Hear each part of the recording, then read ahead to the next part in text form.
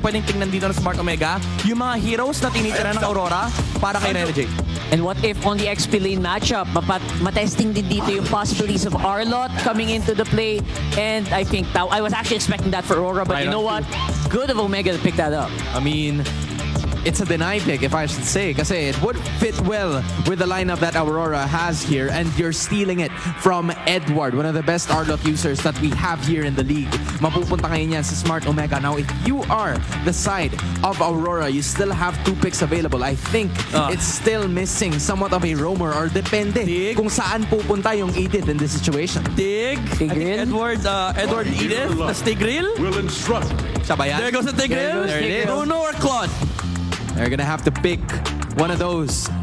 Is it gonna be a Bruno or a Claude here para kay Dome? Because that is the only one missing in terms of the roles, yung gold lane position that will really be essential para sa parehas na kupunan. And it is gonna be a Claude to end the draft para sa Aurora. Okay, question is, what's Demon Kite's hero? What's Andorio's hero pala? I think Martes sounds nice here. Oh! There it is. The value! The value man!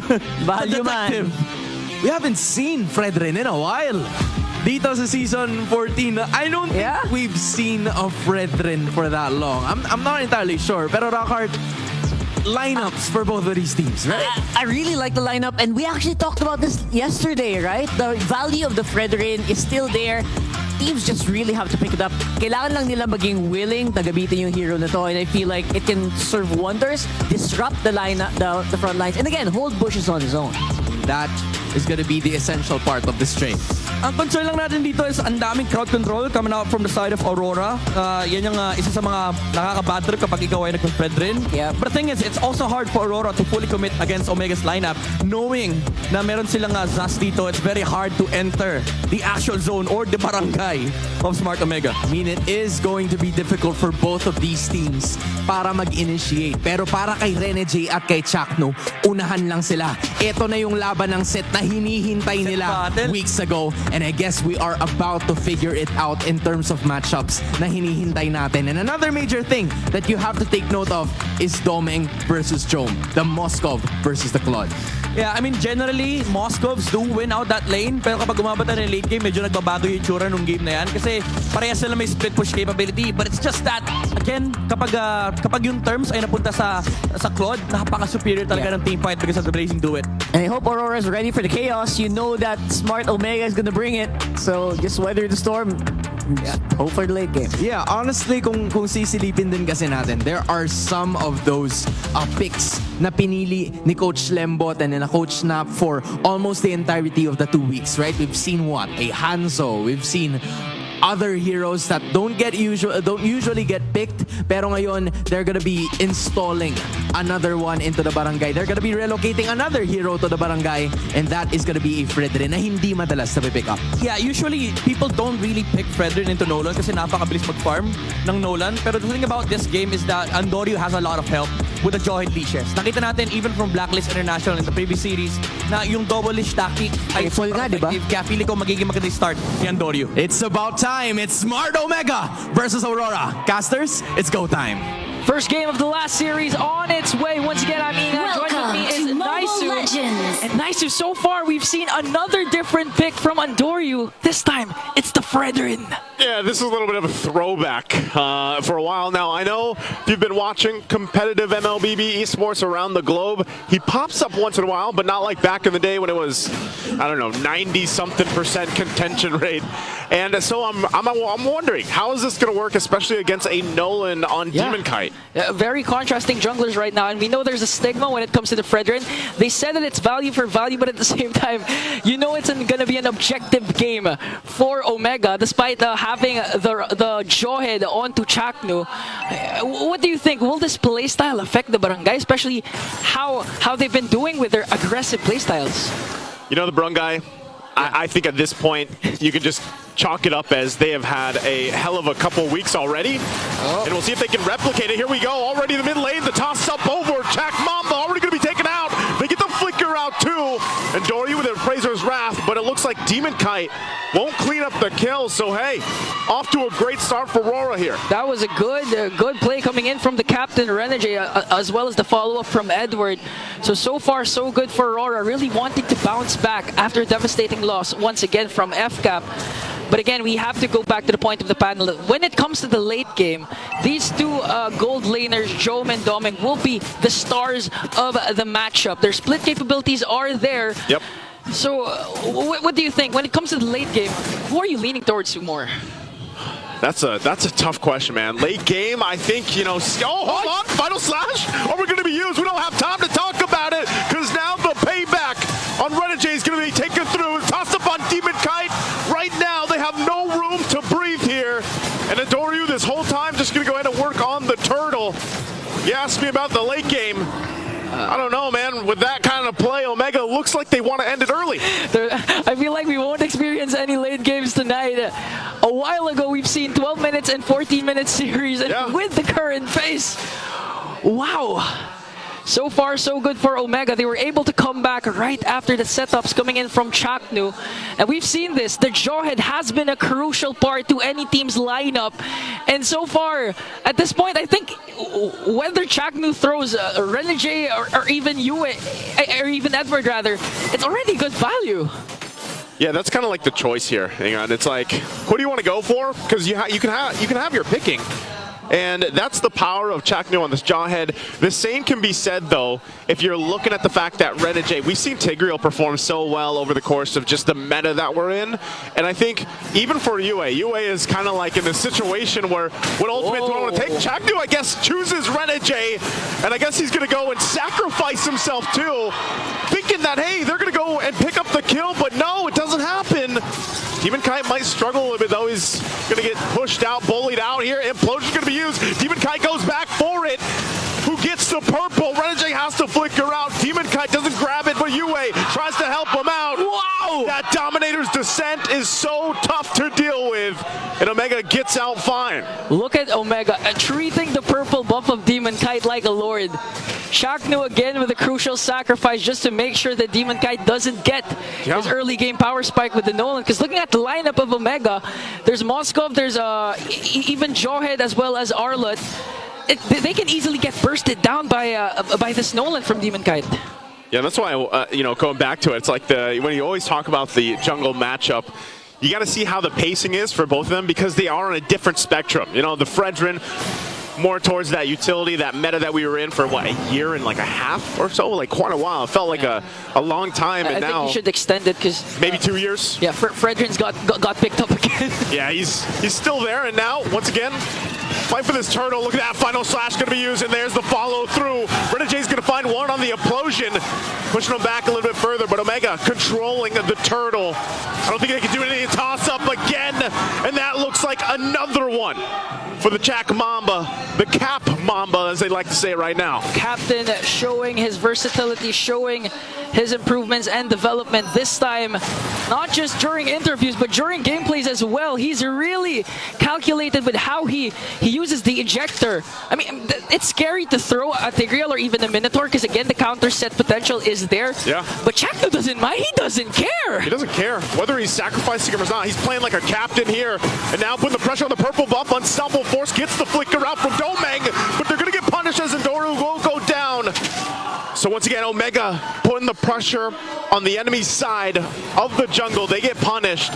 Let's take a real quick how are all items falling into place. So far, Moskov has the corrosion side, so it's really looking good along with Claude, but still has the upper advantage. And you can actually expect this, because head-to-head, Claude versus a Moskov, you lean towards a bit for Moskov, but this is where it gets tricky, because again, if Renegade starts taking care of Doming, that's going to be a different problem. Especially since if you leave Doming alone in his lane, oh, he's just going to push the whole time. He's going to do his thing, but I guess that's always the debate here. You know, late game Claude, late game Moskov, what's better? Chaknu goes in, flickers, ejector through. Spirit of Destruction going to find the mark here. Join just to fight. They're going to be able to find Chaknu with the exchange as Renegade, both roamers are down, and Doryu not going to land the Appraiser's Wrath. He has to back off. And the fights are constantly like this here. Outplays after outplays. Both captains are down. It started off with a Chaknu flicker after the ejector.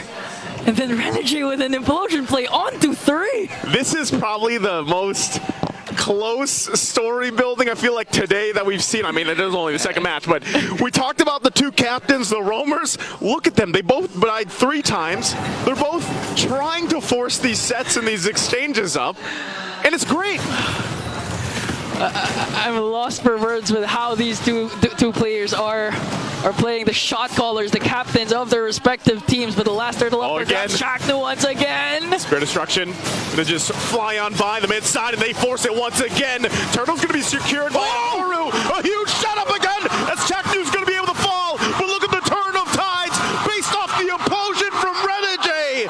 They get a decisive victory, even though the objective is taken by Omega. RORA will flip it on its head and take it down the mid, taking the tier 1. This brings me back to M5. Woo! M5 Renergy, Prime Renergy with the center. Amidst all the chaos, he was still able to pull it off, and looking at the instant replay, it started off with Ryota, beautiful final slash, but this is what Tigreal wants. Wow. He really wants a big 5-man clash, and once he casts that implosion, it's game over for Omega. Like I said, we made this about the captains, the roamers. And that's exactly what game 1, at least 8 minutes in, has given us. A great showing here. And you have to start to wonder, all right, what does this all result into? You know, objectively, it went to Omega. Yeah. But fighting-wise, they're showing a lot of power for both sides. Mega got two turrets right now. Fraser's Wrath going to be casted onto Domeng just to salvage that tower, but still, Aurora manages to find an objective here. Chaknu once again, conceal. Implosion on the backside. They get Domeng to flicker. Ryota's going to miss the final slash, though. They might just have to disengage on that. You can see this happening, Ingan. You can hear the crowd's reactions. Yeah. You know, this exact game, these games make me want to play ML. I thought he was going to say, it makes you want to be a roamer. No, I am a roamer. I can't do that, but it makes me want to play because it's so exciting, clashes after clashes. And it's really a chess match. It's really a pixel after pixel fight because one wrong move can result to even a wipeout. It's absolutely phenomenal. If you guys are not roaming mains now, maybe you are inspired, you know? I don't know. Or, I don't know. I think most people don't want to give it the gold lane. Yeah. No, it's hard, a lot of responsibility. Most of the time you're just farming, but for roamers, you're really controlling the pace. And that's why these two roamers are the respective captains of their teams. And looking at the gold lead, still with Aurora, 1.7k gold lead, but they have to watch out really for Jom, because Jom not being in the picture that much during clashes, but he's really making sure that he's doing his job. He got the turret onto the bottom lane, and I believe he was the one who took the top lane turret. And looking at the items, he already has DHS, Corrosion Sight, and Golden Staff, so you're gonna feel Big Jom later on. Big J. Some of our fellow casters like to go in and call out here. He is definitely on par, though. And it's always something we see when a Moscov's in play, you know, it's this Spirit Destruction can change the course of game either for the better or for the worse. You know, if you miss it in a key team fight, it's kind of like, oh, oops, I'm sorry, I missed. We've seen it a while ago with Super Marco, first 3 turtles. Spirit of Destruction always missed, but right on time during the last clash. It hit on the perfect moment onto MP the King, so this time Jom needs to make sure that Spear of Destruction will always hit, especially for this very first Lord, because so far all our Lords today have resulted to inhibitor turret takedowns. Looks like they're going to push this one in. Jom throws the Spear of Destruction, is going to find the mark, he does find Domeng, they go in, forcing it, Chaknu forces Demon Kai back, but they're split up in the team fight, Chaknu falls, still a full force of Aurora, going to find down, here in trouble, double kill for Yue, and now the Lord for the taking here, 3 down for Smart Omega. It's only Jom, it's only Ryota. Yue on the front side, gonna force Jom back, and that is a Lord fought for Aurora. This is why Yue has been a standout player. Prior to his engagement against Jom, he was the one down who took down Andoryu. He made sure that the Fraser's Wrath was not going to be casted. One Shadow Strike was enough to bring him down. That's why Aurora had the chance to just take away the Lord without any repercussions there. Yeah, it's tough now at this point. Omega finds themselves on the defense. Clear speed-wise, defensively, they should be able to be okay. Again, it's only the first Lord here. We'll see how they decide to respond to this. Take a note of Renegé's positioning. Possibly looking to make a play here, but they might just get a couple turrets. Maybe the tier 2s only in the top, mid, bottom is taken care of. And it looks like RORA will take the discipline route for now. Wow, they ran out of minions, but the Dominator's Descent was there acting like a second Lord. They took down the middle lane turret. All outer turrets for Omega has now been gone. And really, so the person who needs to set up the comeback for Omega is really Chakno. We've seen Omega dominate the early game because of those crucial ejector plays, especially when he pairs it up with a good seal. And this time so far, Aurora's really ready for any Chak Mamba surprise. I feel like this is almost where it shifts to at this point in the game, where it can't just be Chakno. Like he can still make those plays, but sometimes he might have to peel. Like he doesn't always have to initiate. But let's say it's Ryota that uses the flicker final slash combination, sets things up for them. Or hell, even Andorio, if he can actually get a good taunt off of the energy eruption, or, you know, mind you, they combine the three, then that might be better for Omega. You can't get to this point in the game and be like, all right, Chakno, we just got to let you do it. But knowing that this is the Mamba, Chakno, he probably will still be the one to lead that decision. But you just hope, based off the last team fight that we saw, that Omega will fight it and make that decision. Yeah, again, Omega known for their late game antics, but the good seal is here from the Barangay. Spirit of Destruction is gonna miss here, and now you gotta get out. Wasted. There's the response. Renegé gonna find two. Blazing to it. Are we gonna be used? Ryota taken out of the picture. RORA knew they made a mistake and they punished them for it. Ryota's the first man down for Omega. Now they have to walk away because Aurora prioritizing now the objective onto the middle lane. They want to take down inhibitor turret. But let's see if Chakno's going to be able to set up here, because he was able to throw. No, that's a nightmaric spawn. Edward with the Primal Wrath right now, still able to defend that middle lane turret. But in 25 seconds, Omega really needs to make a play here, maybe even a pick-off before going into the second Lord. Oh, again, Smart Omega finds themselves with the backs against this wall at this point of the game. And that's what I'm saying. I'm going to reference it just like I was saying earlier. You know, Chakno, he's going to be the one to make those decisions, pops the conceal. But once you miss that opportunity, once that window's closed, you don't have much left to do. And that's exactly why they got punished. And now that this Lord is up, we'll see how they try to kind of adjust the game plan here. I just realized it's really hard draw-head game right now. A lot of the players from RORA are really mobile. So again, we've seen it after a quick conceal play from Omega.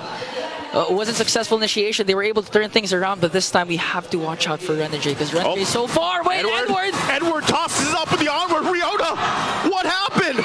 Gets taken out. Renegé 2 on the front side is just going to stand there and zone out.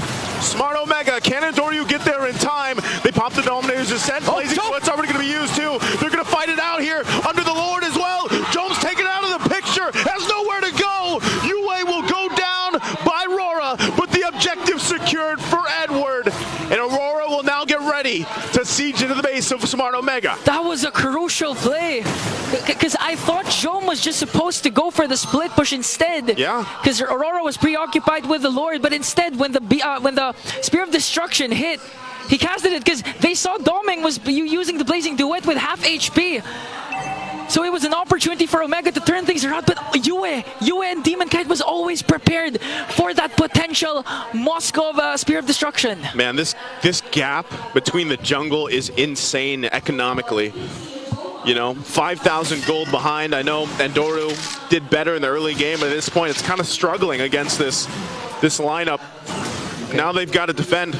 Lord making its way down the mid. It's going to take care of this base turret. Smart Omega trying to hold things together. Chakno does have the immortality. We'll see how he decides to initiate this time around. They can clear this Lord out. You have to watch out for Renegé, because as a roamer, you know he's planning something. Again, he has the flicker, but I think they have to respect the clear wave potential of Omega here. The Lord is bursted down in the middle lane.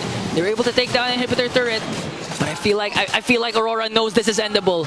Renegé looking for the perfect angle, looking for the perfect implosion play, but still respect to the capabilities of Barangay. And you have to admit, you have to respect Omega again. Yep. Their whole identity as a team is really late game. Late game, we're gonna turn things around. The Omega timers. The Omega timers, and as you can see, 16 minutes in, we're about to approach the Omega timers. What's our updated Omega timers, by the way? So far, they've been playing Is it fast. 18-ish?